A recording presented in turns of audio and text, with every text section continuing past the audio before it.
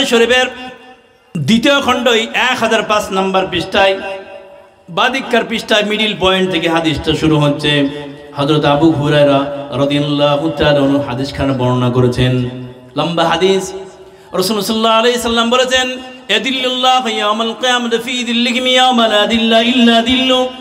রাসূলুল্লাহ সাল্লাল্লাহু আলাইহি সাল্লাম বলেছেন, কিয়ামতের দিন যখন মাথার কাছে সূর্য চলে আসবে, মাথার কাছে যখন সূর্য চলে আসবে, মানুষ তখন ছায়ার জন্য পরেশান হয়ে যাবে। কোথাও সামিয়ানা থাকবে না, কোথাও বিল্ডিং থাকবে না, কোথায় নদী নালা থাকবে না, কোথায় ছায়ার ব্যবস্থা থাকবে না। ওই দিন আল্লাহ রাব্বুল আলামিন 7 শ্রেণীর মানুষকে আরশের নিচে জায়গা করে দিবেন।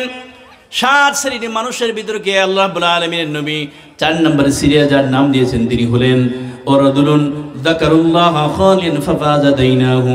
যে ব্যক্তি রাত্রে উঠিয়া নির্জনে বসিয়া গভীর রজনীতে আল্লাহ রাব্বুল আলামিনকে ডাক দিয়ে বলে, আল্লাহ জীবনে অনেক গুনাহ করে ফেলেছি, তুমি আমাকে মাফ করে দাও। আমার গুনার দিকে তাকালে হয়তো তোমার মাফ করতে ইচ্ছে নাও হতে পারে, এত গুনাহ করে ফেলেছি আল্লাহ, তুমি আমার গুনার দিকে না দেখে তোমার রহমতের দৃষ্টি থাকে তুমি আমাকে মাফ করে দাও।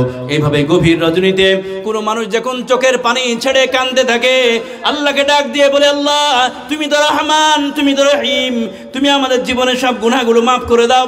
এইভাবে কোনো মানুষ যদি রাত্রে উঠিয়া নির্জনে বসিয়া নিজের গুনাহগুলো স্মরণ করিয়া আল্লাহর কাছে চোখের পানি ছেড়ে যখন কাঁদতে থাকে, আল্লাহ রাব্বুল আলামিন ফেরেশতা থেকে ডাক দিয়ে বলেন, ও আমার ফেরেশতারা তাকিয়ে দেখো ওই সব মানুষগুলোকে যাদেরকে তোমরা তৈরি করতে নিষেধ করেছিলে, অথচ পৃথিবীর কোনো মানুষের ভয় নাই, পুলিশের ভয় নাই, প্রশাসনের ভয় নাই, কোনো মন্ত্রীর ভয় নাই, আমি আল্লাহ রাব্বুল আলামিনের ভয়ে, জাহান্নামের ভয়ে গুনাহ হয়ে গিয়েছে। এই জন্য রাত্রির আরামের ঘুমকে হারাম করে ঠান্ডা পানি দিয়ে ওযু করে তাহাজ্জুদের নামাজ পড়ে আমি আল্লাহর কাছে চোখের পানি ছেড়ে কান্না করতে থাকি।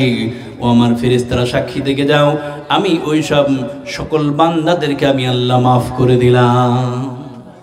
আল্লাহ রাব্বুল আলামিন ফেরেশতা থেকে ডাক দিয়ে বলে, ফেরেশতারা তাকিয়ে দেখো, তাকিয়ে দেখো, আমি আল্লাহ রাব্বুল আলামিন ওই সব বান্দাদেরকে আমি মাফ করে দিলাম। বলুন তো এই আমলটা আমরা কয়দিন করেছি? করি নাই। কবে করব বাবা? বয়স হয়ে গেল, চামড়া জড়ো হয়ে গেল, কবে আমরা ভালো কাজের দিকে ধাপিতে হবে? কবে? আল্লাহ রাব্বুল আলামিন বলছেন, আলাম ইয়ানি আল্লাযীনা আমানু আন তাখশা কুলুবুহুম লিযিকরিল্লাহ। আল্লাহ রাব্বুল আলামিন বলছেন, বান্দা আমার ভয়ে তোমার অন্তরটা কম্পিত হওয়ার এখনো সময় হয় নাই? কবে ফিরে আসবে বান্দা? কবে গুনাহ ছাড়বে তুমি? কবে তুমি ফিরে আসবে? আরবি কিতাবের ভিতরে একটি ছোট্ট ঘটনা আছে বলি। রাশিয়ার সামারকান্দের একজন বিখ্যাত ওলি ছিলেন, তার নাম হলো ফুজাইল ইবনে আয়াজ। কি নাম বললাম? ফুজাইল ইবনে আয়াজ। তিনি কিন্তু প্রথম জীবনে একজন ওলি ছিলেন না, তিনি প্রথম জীবনে ছিলেন একজন ডাকাতের সর্দার।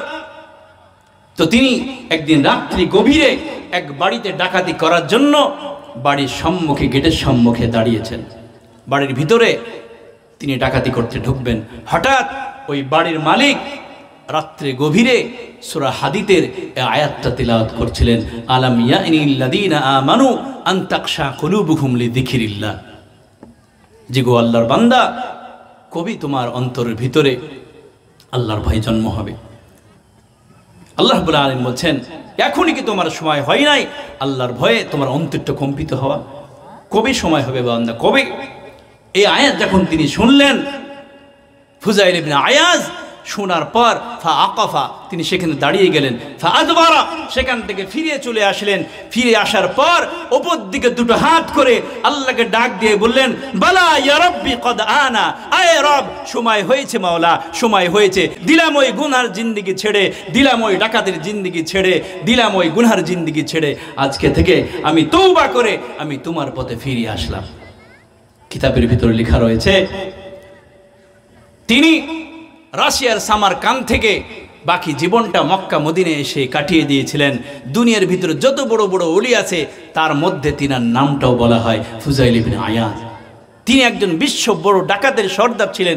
তিনি যদি পরিবর্তন হতে পারে তাহলে আমরা কেন হতে পারবো না? পারা যাবে তো?